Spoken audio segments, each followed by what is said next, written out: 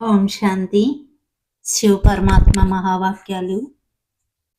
అయితే బాబా మనకి సంకల్పాలు చేయమని చెప్పారు కదా!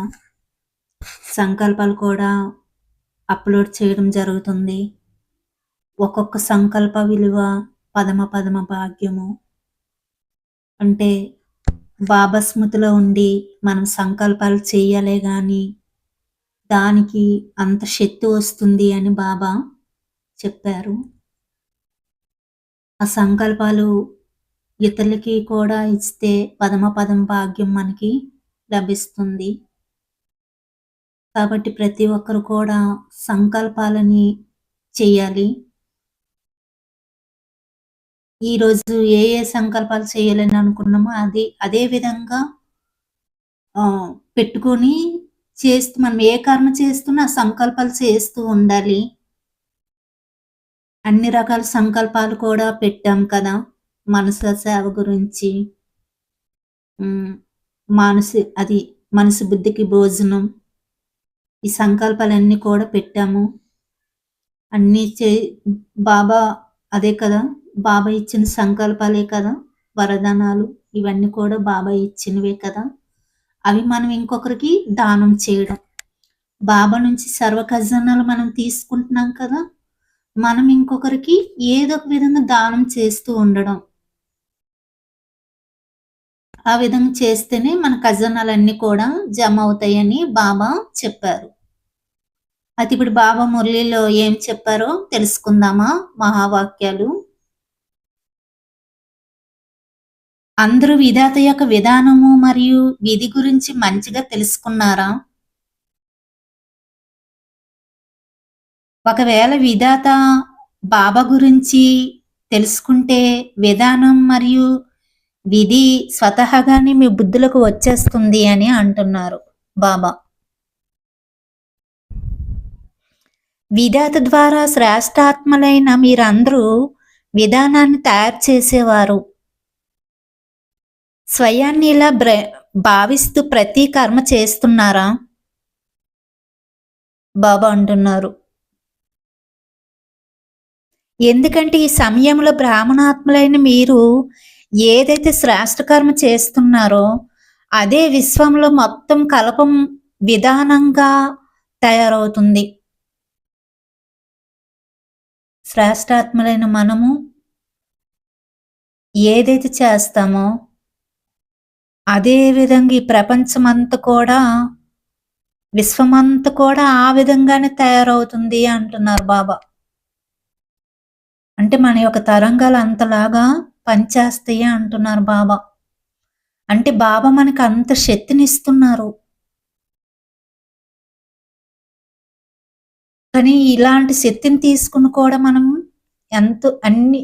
ఎన్నో రకాలుగా వ్యర్థంగా ఉపయోగిస్తున్నాం మనం.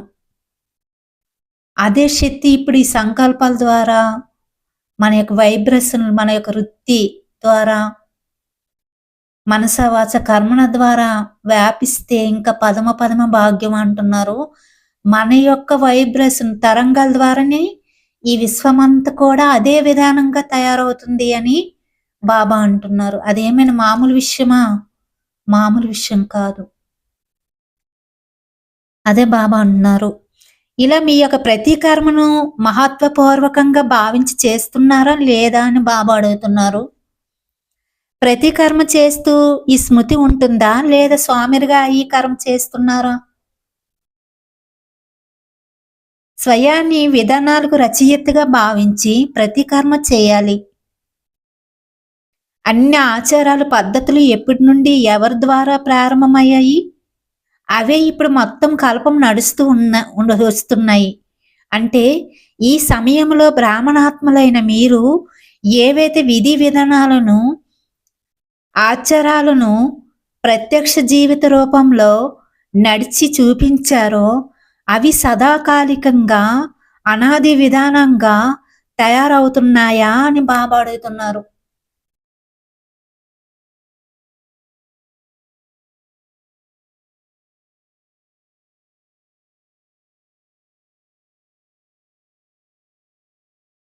అయితే బాబా అంటున్నారు, బ్రాహ్మణాత్ములైన మీరు ఏవైతే విధానాలను, ఆచారాలను ప్రత్యక్ష జీవిత రూపంలో నడిచి చూపించారో అవి సదాకాలికంగా అనాది విధానంగా తయారవుతున్నాయి. కనుక ఇలా భావించి ప్రతీకరణ చేయటం ద్వారా ఎప్పుడు మీకు స్వామితనం రాదు అంటున్నారు బాబా. అచ్చా! ఓం శాంతి. అయితే ఇప్పుడు సంకల్పాల అభ్యాసం చేద్దాము. నిదానంగా చేయాలి. బాబా స్మృతిలో ఉండి మన యొక్క ఇంటి యొక్క వాయుమండలాన్ని మార్చే సంకల్పాలు చేద్దాము. ఓం శాంతి. నేనొక ఆత్మని, శాంతి స్వరూపాన్ని, శివపరమాత్మ నా తండ్రి.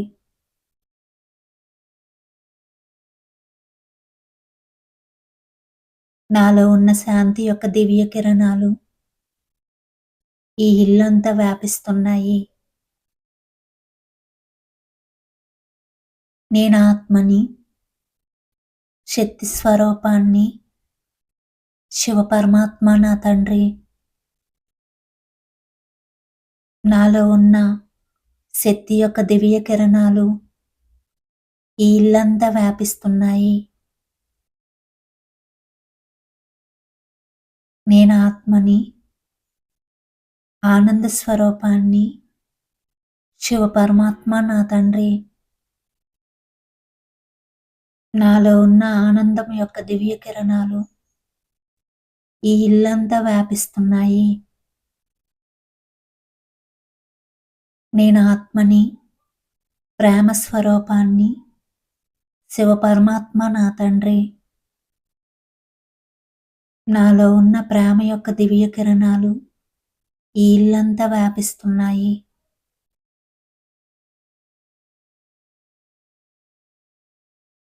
నేను ఆత్మని, సుఖస్వరూపాన్ని, నాలో ఉన్న సుఖం యొక్క దివ్య కిరణాలు ఈ ఇల్లంతా వ్యాపిస్తున్నాయి.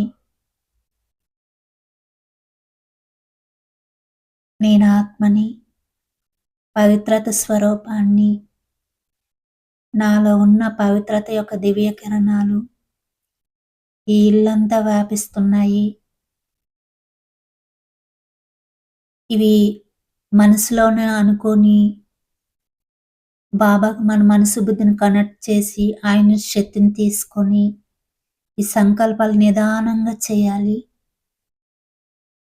అప్పుడు మన యొక్క వైబ్రేషన్ ద్వారా ఇల్లు వాయుమండలం అంతా మారుతుంది. తర్వాత ఊరు వాయుమండలం, తర్వాత ఈ విశ్వమంతా మనం వ్యాపింప చేయొచ్చు ఈ వైబ్రేషన్ ద్వారా, ఈ సంకల్పాల ద్వారా. అదే బాబా అన్నారు కదా, మీ యొక్క సంకల్పాల ద్వారానే ఈ విశ్వమంతా మారనున్నది అని చెప్పారు కదా. అచ్చా! ఓం శాంతి.